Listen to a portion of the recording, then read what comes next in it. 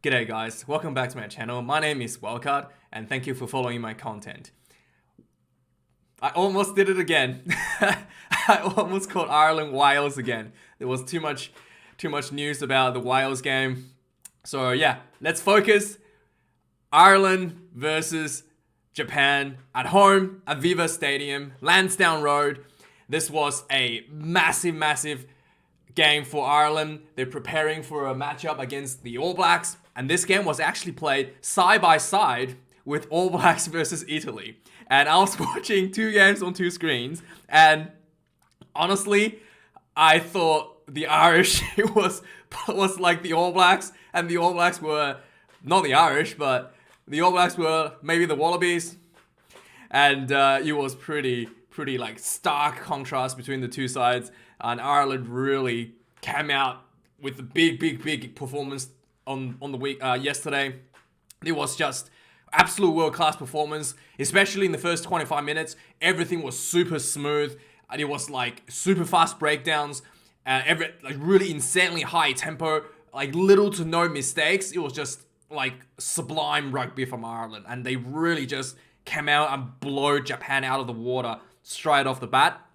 And one of the big thing is that basically the forwards were absolutely tremendous, well, to get the ball recycled really quickly, and then the backs were able to link up super well, like silky smooth hands across the back line. Bandiaki, Ringrose, Conway, Keenan, and Lowe, they're all like linked up quite well, and they all played around the man himself, the 100th test cap, Johnny Sexton. Sure enough, he's 36. He does not look like 36, and he definitely plays like a 30-year-old. And he's really been able to keep himself in good shape and being able to, look healthy, look young, and play like he's still 30. And this was quite a good performance for Johnny Sexton's 100th test match. So yeah, he was able to link out the backline quite well, sets up beautiful tries. His kicking was pretty decent. He missed a couple on the angle, but he also get most of the kicks in. It was a bit of wet conditions as well, so might be a little bit difficulties there as well.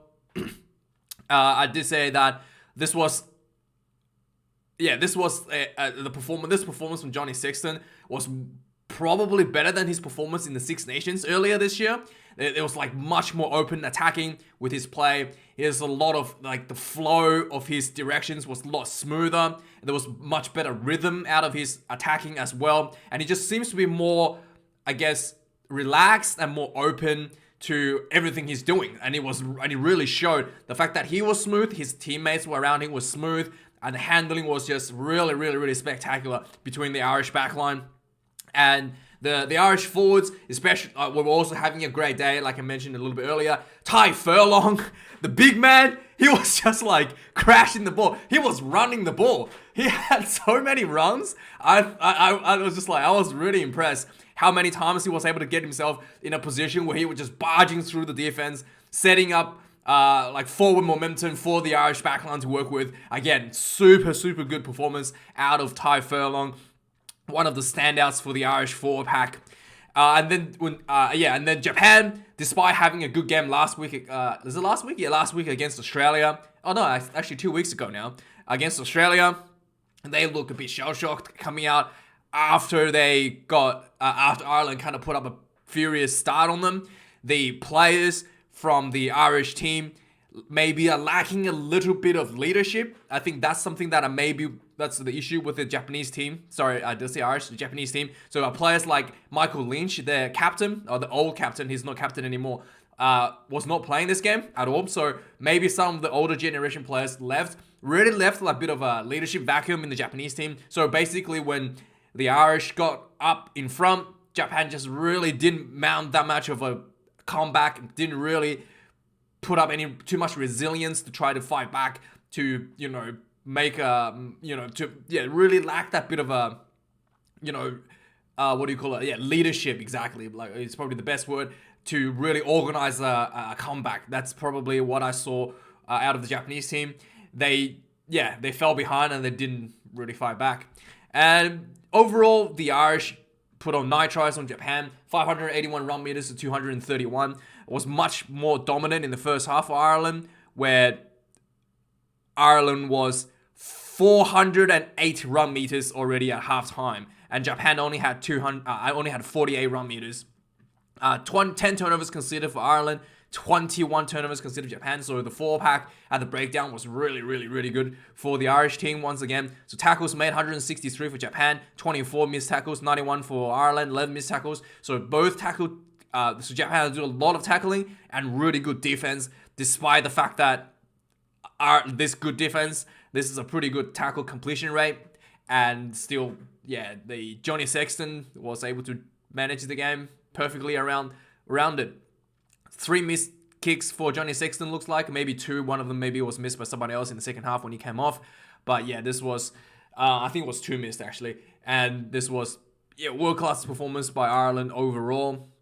Lineouts lost. This is probably the biggest issue that Ireland will have to sweat a little bit going into the match against New Zealand. 4 lineouts lost. That is very high against anybody. Last 6 lineouts lost for Japan as well. Not a great outcome, but this is something that Ireland probably really wanted to work on. 1 scrum loss for Ireland. A little bit of a issue there, but I don't think there was too much. I think the Irish scrum overall had the dominance over the Japanese scrum. Penalties conceded, 15 to Ireland, 13 to Japan, and 1 yellow card for Japan. So it wasn't overall. There's still overall some things that Ireland could be working with, especially the line out, something that, that's not really the ideal spot you want to be, again, going to the All Blacks, to be fair. So overall, off the game, quick recap for what happened for all the tries. Ireland basically came out with a pretty easy start. 4 minutes in, they just basically spread the ball out wide, put a bit of pressure on Japan. Really quick ball on the breakdown. Japan was just like conceding territory every time Ireland ran the ball. Basically, they spread the hands out wide, finds an extra man on the wing, and Lowe gets the ball. Bit of a huge run to try gets in for the first try for Ireland. Only 4 minutes on the clock. 5 minutes later, also 6 minutes later, on the 10th minute, Johnny Sexton squeezed himself through a little gap, links up with his support player, and Gibson Park, the reserve halfback, because Connor Murray's on the bench, links up, gets the ball, puts a nice little grubber kick behind to the winger, and Conway gets the ball and runs in for the second try for Ireland. So there's some really good running attack already starting to show for the Irish team. On the 19th minute, there was a penalty against Japan. So Ireland gets a 10-meter line out. They set up for a maul. And then the ball comes out to huge space out wide. And then Conway once again gets the ball, goes in. There was half the field that was just empty. All the Japanese defenders were drawn in. So another easy run for the Conway to go in for his second try already, 18 minutes into the game. And then after that, Ireland was, after that, on the 23rd minute, Ireland actually had a penalty right in front, and they actually showed some respect to Japan and opted for a 3-point penalty kick, which was a little bit of a interesting strategy, because I did not expect that Ireland was gonna actually take a penalty there, but they take a penalty. And the Irish centers, like Bandiaki, was showing a lot of busting through throughout the entire game. And then after about the 25th minute, 26th minute, Ireland starting to get a little bit of fatigue maybe. The handling area started kicking a little bit. The first 25, 27 minutes or so was just spectacular basically for Ireland. Was almost like a perfect start, perfect game overall. On the 33rd minute, there was a penalty for Ireland again, and went for a line out. Some good hard running, some pick and roll balls. Basically got Ireland pretty close. And then the ball comes out I think to Johnny Sexton, and he had a nice inside ball to his halfback, Gibson Park, who goes in for Ireland's 4th try. Just before halftime, Ireland was able to play a bit of extra time. The clock went to 45th minute or something in the first half, and able to milk a yellow card for putting too much defensive pressure on Japan. But they were not able to score despite Japan having a man in the bin, holding on to that 5-meter attack quite nicely. In the second half, on the 47th minute, Johnny Sexton himself gets himself a try. There was a lot of Irish pressure again on Japan, and finally pays off. There was a scrum, and then they just basically went blindside. And Johnny Sexton loops around, goes through, gets a short ball from his number 9. I think it was actually, was it from his number 9? But he gets a short ball, busts through for a try. Huge ovation around Lansdowne Road. Everybody was extremely happy. And then on the 54th minute, Ireland goes in for another try. Bundyaki gets a try on the wing. Again, Ireland putting pressure on, and then they just spread the ball out wide to Bundyaki. There was some insanely fast lightning hands out of the Irish players towards the wing, and then Bundyaki eventually gets the ball, tiptoes himself on the sideline a little bit, steps inside, goes in for a beautiful try. And then on the 69th minute, Ringrose gets a try for the Ireland. On the 56th minute, Japan actually finally gets a try on the ball for themselves. So Japan had a penalty, takes a quick tap. They spread the ball out wide to Himeno-san, the number 8. The big boy number 8, he gets a nice short ball and made a good run, putting the Irish defense on a bit of on the back foot. And then the Japanese spread the ball out to the wing, and Fafita gets the ball, goes in for Japan's one and only try on the wing into the corner. On the 60th minute, Johnny Sexton comes off, massive ovation around the stadium. Pretty good performance for his 100th Test match. Hats off to you, sir. That was very good. And then on the 69th minute, there was a lot of good pressure from Ireland. There was a 5-meter scrum. The Irish fullback, was it Ringrose?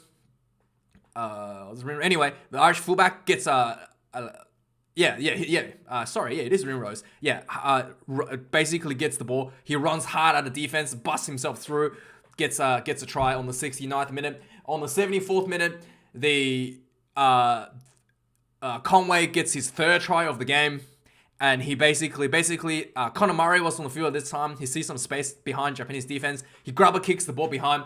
The ball rolls into the try line, and he bounced awkwardly for the Japanese defender. Happens to perfectly land in Conway's hand, plants the ball down for his 3rd try. And finally, on the 80th minute, Healy gets his try. Gets his try. I think, is this? Let me have a quick look. I think he came off the bench, right? No, yeah, he did come off the bench. So he gets his try on the magnificent, coming off the bench. Pretty happy. So yeah, that's pretty much the game, guys. Ireland performed very clinical, beautiful performance. It was just superb to watch, and a performance like this is desperately needed for Ireland next week, hosting the mighty All Blacks. I actually, next weekend, it was just stacked with huge international rugby, and we want to see what's going to happen. Can Ireland do it again? Put an upset on the All Blacks? And an All Blacks performance against Italy, the All Blacks B team, was pretty bad. So both teams were basically, showing off a little bit of skill. Did I mention Ireland was wearing purple? And they look like they're wearing England's warm-up jersey from 2013. So I thought Ireland's away jersey was that the actual color for their away jersey? I'm not too familiar, because I thought Ireland's away jersey was white. Am I just wrong? So let me know if you're an Irish fan. Is that the right jersey for the right color for the away jersey for the Ireland team? Because I thought Ireland's away jersey was white. But yeah, I could be wrong. Let me know what you think. Thank you for watching this video, guys. Like, comment, and subscribe. And I'll see you guys a bit later for more reviews for Australia versus Scotland. And then I'll see you next week for the news. And then previews for the games, Ireland versus the All Blacks. Thanks, guys. Cheers.